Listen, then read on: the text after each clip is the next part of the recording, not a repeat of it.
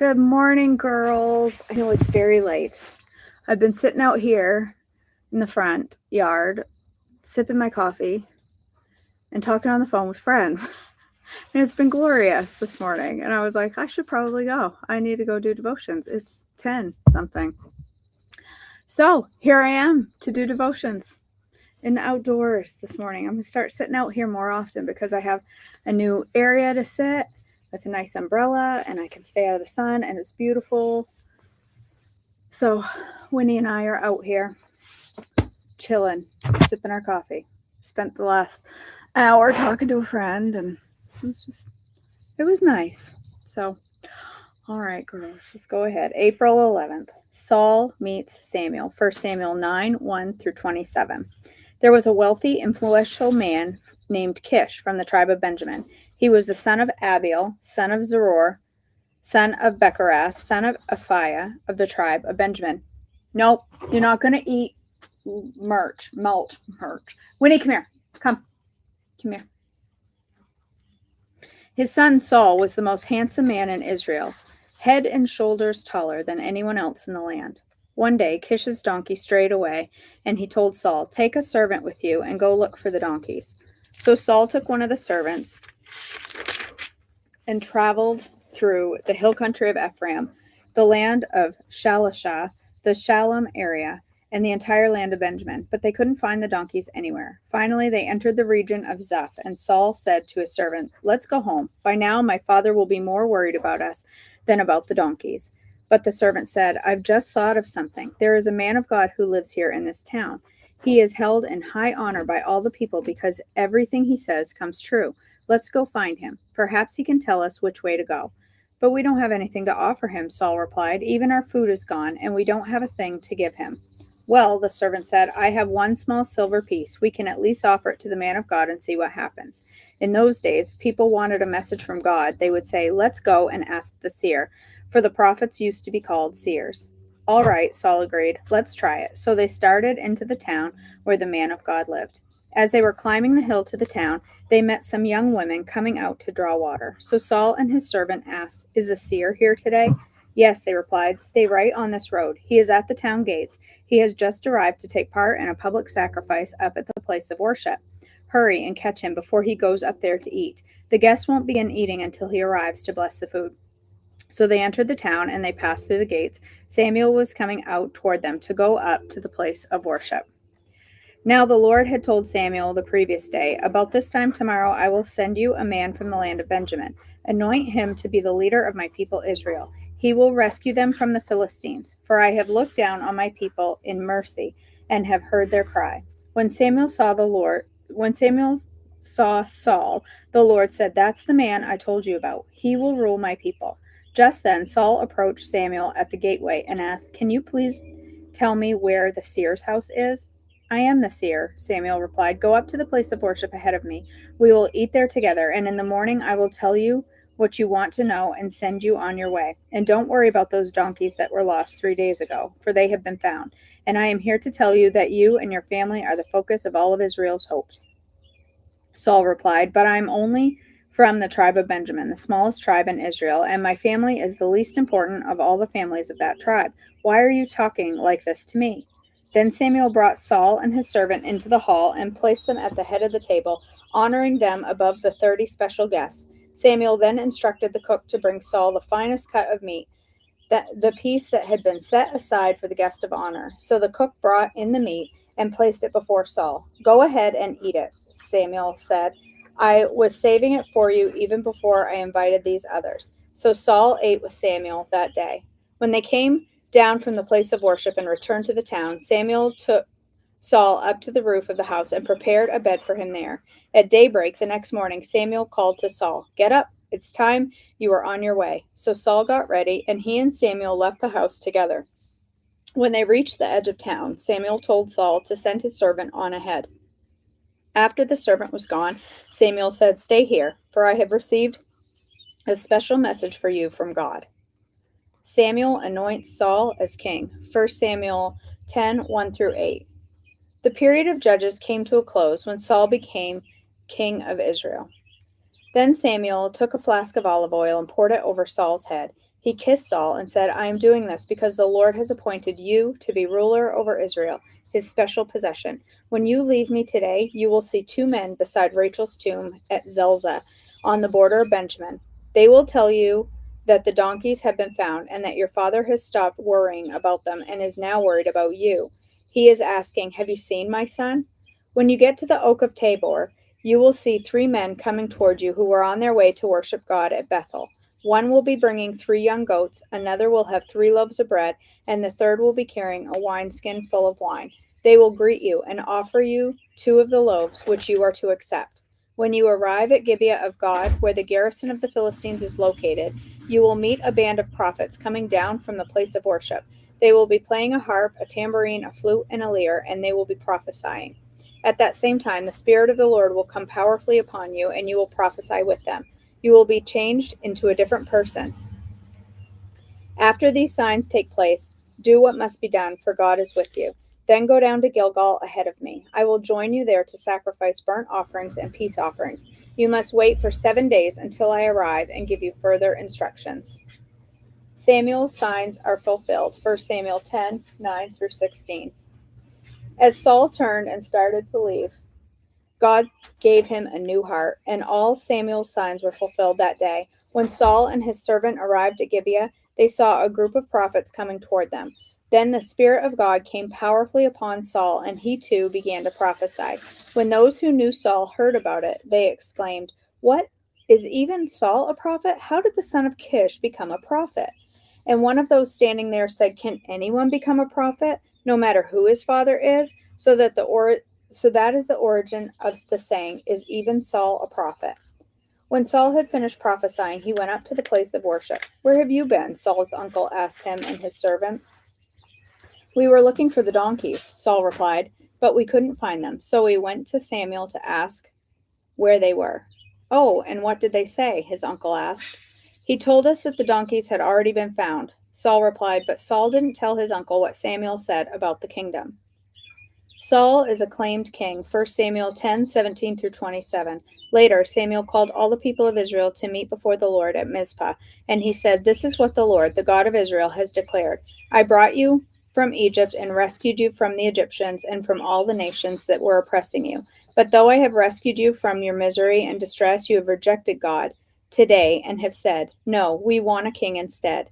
Now, therefore, present yourselves before the Lord by tribes and clans. So Samuel brought all the tribes of Israel before the Lord, and the tribe of Benjamin was chosen by lot. Then he brought each family, the tribe of Benjamin, before the Lord, and the family of the Matrites was chosen. And finally, Saul, son of Kish, was chosen from among them. But when they looked for him, he had disappeared. So they asked the Lord, Where is he? And the Lord replied, He is hiding among some baggage. So they found him and brought him out, and he stood head and shoulders above everyone else. Then Samuel said to all the people, This is the man the Lord has chosen as your king. No one in Israel is like him. And the people shouted, Long live the king. Then Samuel told the people what the rights and duties of a king were. He wrote them down on a scroll and placed it before the Lord. Then Samuel sent the people home again. When Saul returned to his home at Gibeah, a group of men whose hearts God had touched went with him. But there were some scoundrels who complained, How can this man save us? And they scorned him and refused to bring him gifts, but Saul ignored them. I don't know, 10 minutes? What? What do you need? I keep turning the water off and on back there. I can't because I have the stairs blocked. Nahash, king of the Ammonites, had grievously oppressed the people of Gad and Reuben, who had lived east of the Jordan River. He gouged out the right eye of each of the Israelites living there, and he didn't allow anyone to come and rescue them. In fact, of all the Israelites east of the Jordan, there wasn't a single one whose right eye Nahash had not gouged out. But there were 7,000 men who had escaped from the Ammonites, and they settled in Jabesh Gilead. Saul defeats the Ammonites. 1 Saul 11:1 through 15. About a month later, King Nahash of Ammon led his army against the Israelite town of Jabesh Gilead. But all the citizens of Jabesh asked for peace. Make a treaty with us, and we will be your servants, they pleaded. All right, Nahash said, but only on one condition. I will gouge out the right eye of every one of you as a disgrace to all of Israel. Give us 7 days to send messengers throughout Israel, replied the elders of Jabesh. If no one comes to save us, we will agree to your terms. When the messengers came to Gibeah of Saul and told the people about their plight, everyone broke into tears. Saul had been plowing a field with his oxen, and when he returned to town, he asked, "What's the matter? Why is everyone crying?" So they told him about the message from Jabesh. Then the Spirit of God came powerfully upon Saul, and he became very angry. He took 2 oxen and cut them into pieces and sent the messengers to carry them throughout Israel with this message. This is what will happen to the oxen of anyone who refuses to follow Saul and Samuel into battle. And the Lord made the people afraid of Saul's anger, and all of them came out together as one. When Saul mobilized them at Bezek, he found that there were 300,000 men from Israel and 30,000 men from Judah. So Saul sent the messengers back to Jabesh Gilead to say, "We will rescue you by noontime tomorrow." There was great joy throughout the town when the message arrived. The men of Jabesh then told their enemies, "Tomorrow we will come out to you, and you can do." Sorry, there was a bug. "You can do to us whatever you wish." But before the dawn the next morning, Saul arrived, having divided his army into 3 detachments. He launched a surprise attack against the Ammonites and slaughtered them the whole morning. The remnant of the army was so badly scattered that no 2 of them were left together. Then the people exclaimed to Samuel, "Now where are those men who said, 'Why should Saul rule over us?' Bring them here, and we will kill them." But Saul replied, "No one will be executed today, for today the Lord has rescued Israel." Then Samuel said to the people, "Come, let us all go to Gilgal to renew the kingdom." So they all went to Gilgal, and in a solemn ceremony before the Lord, they made Saul king. Then they offered peace offerings to the Lord, and Saul and all the Israelites were filled with joy. Samuel's farewell address. 1 Samuel 12:1 through 25. Then Samuel addressed all of Israel. "I have done as you have asked and given you a king. Your king is now your leader. I stand here before you, an old gray-haired man, and my sons serve you. I have served as your leader from the time I was a boy to this very day. Now testify against me in the presence of the Lord and before this anointed one. Whose ox or donkey have I stolen? Have I ever cheated any of you? Have I ever oppressed you? Have I ever taken a bribe and perverted justice? Tell me, and I will make right whatever I have done wrong." "So, no," they replied, "you have never cheated or oppressed us, and you have never taken even a single bribe." "The Lord and his anointed one are my witnesses today," Samuel declared. "They're witnesses today that my hands are clean." "Yes, he is a witness," they replied. "It was the Lord who anointed Moses and Aaron," Samuel continued. "He brought your ancestors out of the land of Egypt. Now stand here quietly before the Lord as I remind you of all the great things the Lord has done for you and your ancestors. When the Israelites were in Egypt and cried out to the Lord, he sent, oh, come on. He sent Moses and Aaron to rescue them from Egypt and to bring them into this land. But soon the people forgot about the Lord their God, so he handed them over to Sisera, the commander of Hazor's army, and also to the Philistines and to the king of Moab, who fought against them. Then they cried to the Lord again and confessed, "We have sinned by turning away from the Lord and worshiping the images of Baal and Ashtoreth. But we will worship you and you alone if you will rescue us from our enemies." Then the Lord sent Gideon, Bedan, Jephthah, and Samuel to save you, and you lived in safety. But when you were afraid of Nahash, the king of Ammon, you came to me and said that you wanted a king to reign over you, even though the Lord your God was already your king. All right, here is the king you have chosen. You asked for him, and the Lord has granted your request. Now, if you fear and worship the Lord and listen to his voice, and if you do not rebel against the Lord's commands, then both of you and your king will show you that you recognize the Lord as your God. But if you rebel against the Lord's commands and refuse to listen to him, then his hand will be as heavy upon you as it was upon your ancestors. Now stand here and see the great thing the Lord is about to do. You know that it does not rain at this time of the year during the wheat harvest. I will ask the Lord to send thunder and rain today. Then you will realize how wicked you have been in asking the Lord for a king. So Samuel called to the Lord, and the Lord sent thunder and rain that day, and all the people were terrified of the Lord and of Samuel. "Pray to the Lord your God for us, or we will die." They all said to Samuel, "For now we have added to our sins by asking for a king." Don't be afraid, Samuel reassured them. You have certainly done wrong. But make sure now that you worship the Lord with all of your heart, and don't turn your back on him. Don't go back to worshiping worthless idols that cannot help you or rescue you. They are totally useless. The Lord will not abandon his people because that would dishonor his great name, for it has pleased the Lord to make you his very own people. As for me, I will certainly not sin against the Lord by ending my prayers for you, and I will continue to teach you what is good and right.